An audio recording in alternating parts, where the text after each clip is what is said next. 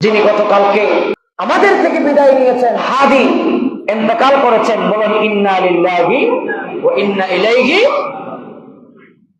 ওসমান হাদি, যার কথা আপনারা শুনেছেন, তিনি এমন একজন ব্যক্তি যার ভিডিওগুলোতে এখন আছে। মানে তিনি যেই দল করুক, কিন্তু তিনি কখনো সত্য কথাকে কুৎসা হয় নাই। এমন মানুষ আপনি পাবেন না ভাই। নিজের দল থেকে দলের বিরুদ্ধে কথা বলেছেন, যখন দল আইনের বাইরে চলে যাচ্ছে। সুজলা সুফলা কি সন্তান আমরা হারিয়েছি। আজকে ওসমান হাদির জন্য দোয়া করো। এমন সন্তান বাংলার জমিনে আবার পুনরায় জন্মগ্রহণ করবে কিনা আমি জানি না। তার প্রত্যেকটা কথা ফেলে দেওয়ার মতো নয়। এত অসাধারণ গবেষণা তার।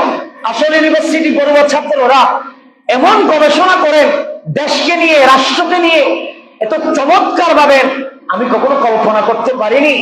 তার এই ভিডিওগুলো আমাকে খুবই মর্মাহত করছে।